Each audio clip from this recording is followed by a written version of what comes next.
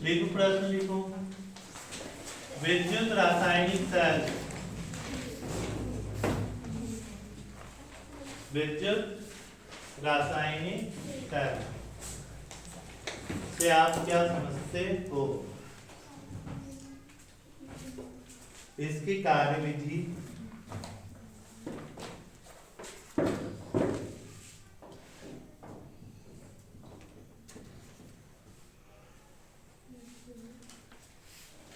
इसकी कार्यविधि Daniel cell, इसकी कार्यविधि डैनियल सेल के उदाहरण द्वारा समझाइए। इसकी कार्यविधि डैनियल सेल के उदाहरण द्वारा समझाइए।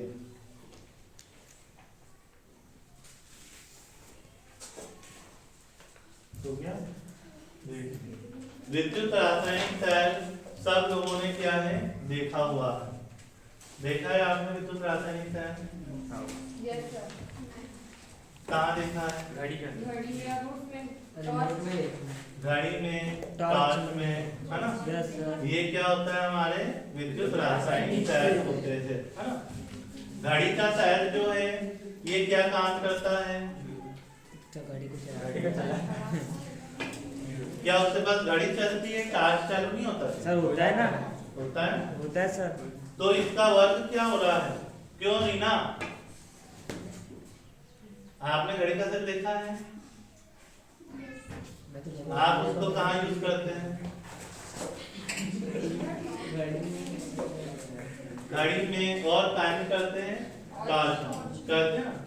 तो ये हाँ रिमोट में, तो ये क्या काम कर रहा है? जो काम की बात है, काम की बात तो कर ही नहीं रहे आप, फालतू बात करे जा रहे हैं सर। उपयोग ये काम क्या करता है?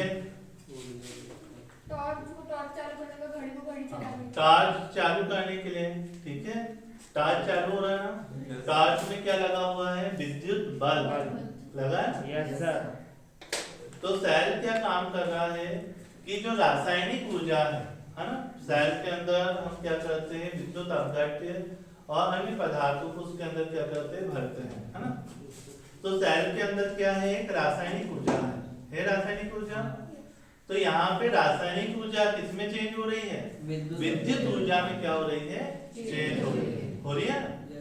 क्योंकि विद्युत बल्ब विद्युत से जलेगा, किसी रासायनिक से जल सकता है? नहीं। लेकिन हम विद्युत रासायनिक सेल का उपयोग करते हैं, तो विद्युत रासायनिक सेल क्या करता है कि यह रासायनिक ऊर्जा को विद्युत ऊर्जा में क्या करता है? परिवर्तित करता है। आगे समझ में? Yes sir. आपको ऐसी परिभाषा लिखना है इसकी, है ना, कि विद्युत रासायनिक सेल वह युक्ति होती है, ठीक है? वह युक्ति होती है जो रासायनिक ऊर्जा को विद्युत ऊर्जा में परिवर्तित करती है। या ऐसा भी लिख सकते हैं हम कि वह युक्ति जिसकी सहायता से रासायनिक ऊर्जा को विद्युत ऊर्जा में परिवर्तित किया जाता है उसे हम विद्युत रासायनिक सेल कहते हैं, ठीक है? विद्युत रासायनिक सेल जो है ये रेडॉक्स अभिक्रिया पे आधारित होते हैं। किस पे आधारित? रेडॉक्स अभिक्रिया। रेडॉक्स अभिक्रिया पे, रेडॉक्स अभिक्रिया आपको पता है? यस इसमें ऑक्सीकरण और क्या होता है? ऑक्सीजन। लिख देंगे इतना? Yes sir. क्या लिखेंगे आप विद्युत रासायनिक सेल की परिभाषा? कि वह युक्ति जिसकी सहायता से रासायनिक ऊर्जा को विद्युत ऊर्जा में परिवर्तित कर दिया जाता है उसे विद्युत रासायनिक सेल कहते हैं। यह रेडॉक्स अभिक्रिया पर आधारित है, ठीक है? अब विद्युत रासायनिक सेल जो है इसका सबसे सरलतम उदाहरण क्या है? Daniel cell. डैनियल सेल, ठीक है? डैनियल सेल बहुत सिंपल है ना? आपको ऐसा लग रहा होगा कि बहुत बड़ा है नोट्स में, बट उतना बड़ा नहीं है, बहुत सिंपल आंसर है ना? आप ध्यान से समझेंगे तो आपको समझ में आएगा, नहीं समझेंगे तो बिल्कुल भी समझ में नहीं आएगा, ठीक है? पूरा ध्यान इधर रखना तो समझ में आ जाएगा।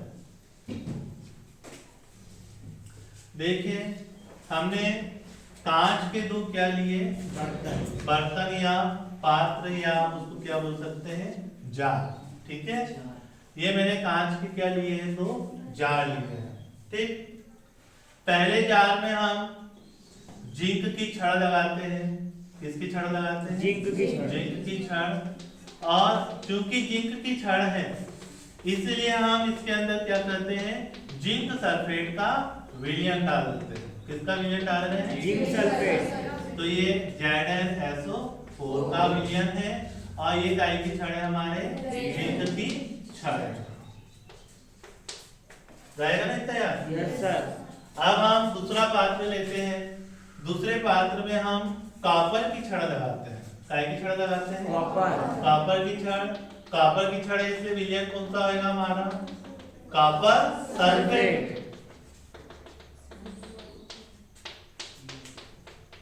तो ये CuSO4 का क्या हो गया हमारा विलयन, और ये क्या हो गया हमारा कॉपर की छड़। लिख सकते हैं ना इतना? ठीक है, क्या लिखेंगे हम कि जो डैनियल सेल होता है, तो इस डैनियल सेल में क्या करते हैं, हम दो कांच के बर्तन या दो पात्र लेते हैं। पहले पात्र में हम जिंक सल्फेट का विलयन लेते हैं और क्या लेते हैं, जिंक की छड़ होती है। दूसरा पात्र जो होता है उसमें कॉपर सल्फेट का विलयन होता है और क्या होती है, कॉपर की छड़ होती है। आगे समझ में आता तक? अब ये जो दोनों छड़े हैं, इन छड़ों को इलेक्ट्रोड कहा जाता है। क्या कहा जाता है? इलेक्ट्रोड। क्योंकि इलेक्ट्रॉनों का प्रवाह करने के लिए ये क्या करते हैं, उपयोग में आती है। ठीक है, इसलिए हम इनको क्या बोलते हैं, इलेक्ट्रोड कहते हैं।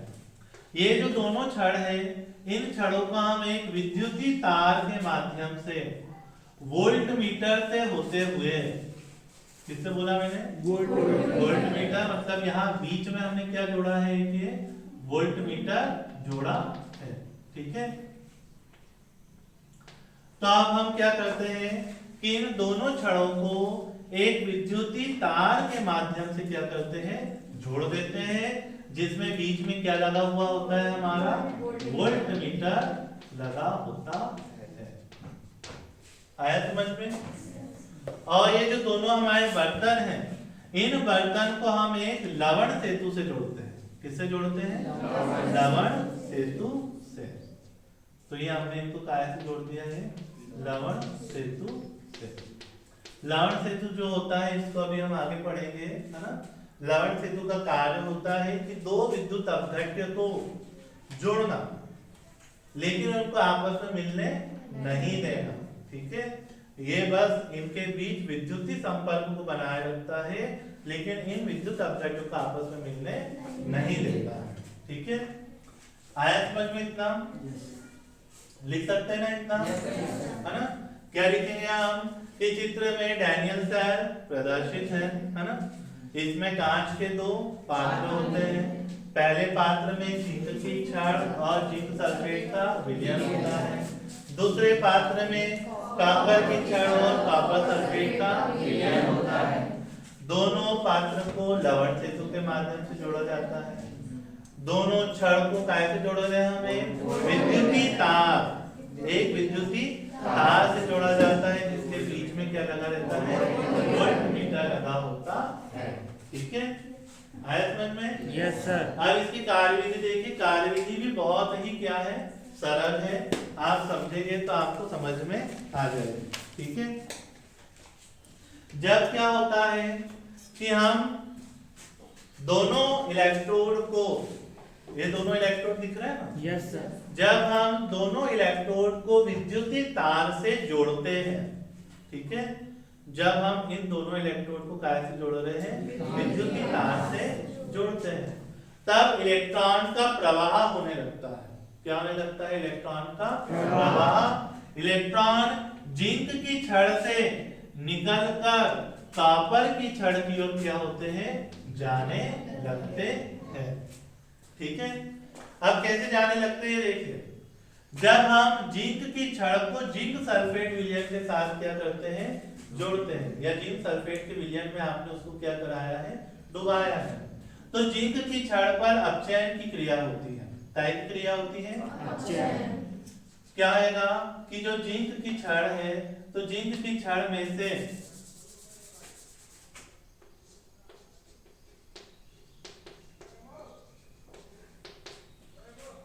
जिंक धनायन बनते हैं और यहाँ से 2 इलेक्ट्रॉन क्या होते हैं, मुक्त होते हैं। ठीक है, जब हम जिंक की छड़ जैसे ही किसके संपर्क में आती है, विद्युत अपघट्य के संपर्क में आती है, ठीक है, तो उस समय जिंक की छड़ पर ऑक्सीकरण की क्रिया होती है। कौन सी क्रिया होती है, ऑक्सीकरण की क्रिया होती है, जिससे ये 2 इलेक्ट्रॉन क्या होते हैं, मुक्त होते हैं। ठीक है, अब ये इलेक्ट्रॉन क्या होते हैं कि विद्युतीय तार के माध्यम से किसके पास जाते हैं, कॉपर की छड़ जाएंगे ना। अब कॉपर के विलयन में क्या होता है कि पहले से कॉपर धनायन उपस्थित होते हैं। ये जो धनायन है ये जिंक की छड़ से आए हुए इलेक्ट्रॉनों को क्या करते हैं, ग्रहण करते हैं और ग्रहण करके क्या बना लेते हैं, कॉपर बना लेते हैं। ठीक है, इस पे अपचयन हो रहा है। क्या हो रहा है इस पे, यहाँ इलेक्ट्रॉनों को देखो त्यागा जा रहा है ना, इसलिए क्या होगा यहाँ पे ऑक्सीकरण। यहाँ पे इलेक्ट्रॉनों को क्या किया जा रहा है, ग्रहण किया जा रहा है, इसलिए यहाँ पर क्या होता है, अपचयन होता है। ठीक है, तो जिंक की जो छड़ है, जिंक की छड़ पर ऑक्सीकरण की क्रिया हो रही है, कॉपर की छड़ पर कौन सी क्रिया हो रही है, अपचयन की क्रिया हो रही है। यहाँ पर जो जिंक धनायन बनता है, तो ये जिंक धनायन क्या होता है कि विलयन के अंदर जाकर घुलने लगता है।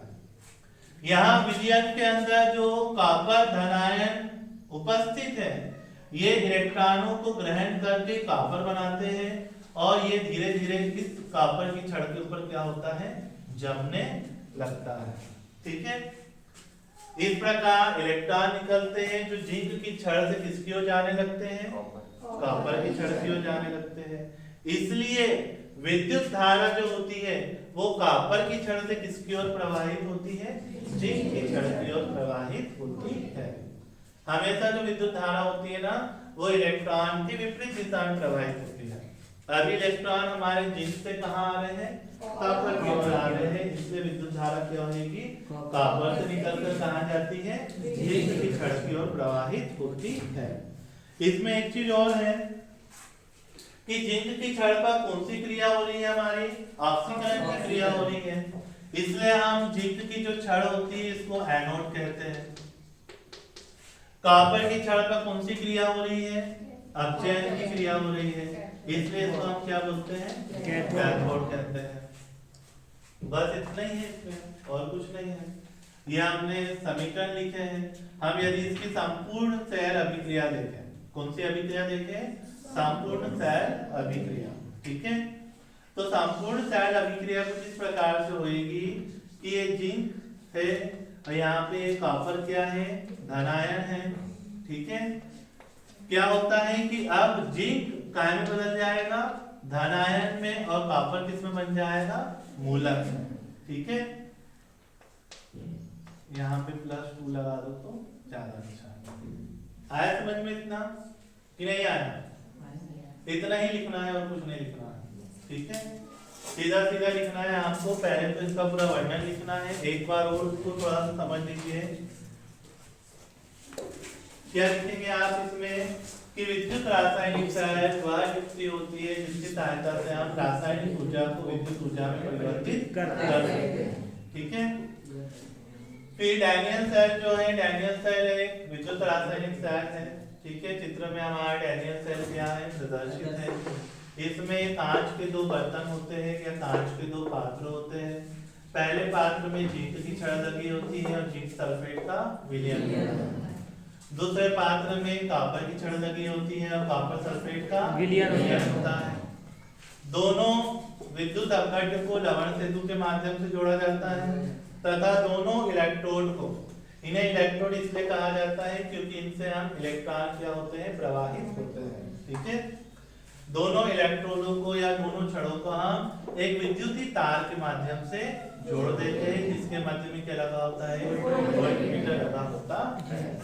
ठीक है, अब इसकी कार्यविधि है ना, तो इसकी कार्यविधि सिंपल सी है, कोई ज्यादा विशेष कठिन नहीं है ना। क्या लिखेंगे आप कि जब दोनों इलेक्ट्रोड को विद्युतीय तार के माध्यम से जोड़ा जाता है, ठीक है, तो जिस समय हम इनको जोड़ते हैं उसी समय इसमें विद्युत धारा क्या होने लगती है, प्रवाहित होने लगती है। इलेक्ट्रॉन जिंक की छड़ से निकलकर कॉपर की छड़ की ओर जाने लगते हैं, जिससे विद्युत धारा कॉपर की छड़ से जिंक की छड़ की ओर प्रवाहित होने लगती है। अब कैसे प्रवाहित होती है, इलेक्ट्रॉन कहां से आ रहे हैं, तो हम उसको बता रहे हैं कि जैसे जब जिंक की छड़ जिंक सल्फेट के विलयन के संपर्क में आती है, ठीक है, आपने जैसे ही जिंक की छड़ को कहां डाला, जिंक सल्फेट के विलयन में, तब क्या होता है कि जिंक की छड़ पर ऑक्सीकरण की क्रिया होती है। कौन सी क्रिया होती है? ऑक्सीकरण की क्रिया। ऑक्सीकरण की क्रिया के कारण जिंक धनायन बनते हैं और इलेक्ट्रॉन क्या होते हैं, मुक्त होते हैं, ठीक है। जिंक जो धनायन है ये विलयन में जाने लगते हैं और विलयन में जाकर क्या होते हैं, ये घुल जाते हैं, ठीक है। यहाँ से जो ये इलेक्ट्रॉन मुक्त हुए, ये इलेक्ट्रॉन जिंक की छड़ से निकलकर कहाँ जाएंगे, ये कॉपर की छड़ पे। अब कॉपर की छड़ पे अपचयन की क्रिया होती है। कॉपर का जो विलयन है, कॉपर सल्फेट जो विलयन है, उस विलयन के अंदर जो कॉपर के धनायन है, ये धनायन जिंक की छड़ से आए हुए इलेक्ट्रॉनों को क्या करते हैं, ग्रहण करते हैं। ग्रहण करके क्या बना लेते हैं, कॉपर मूलक। तो इसके ऊपर कॉपर क्या होती है, छड़ के ऊपर क्या होती है, जमने लगती है।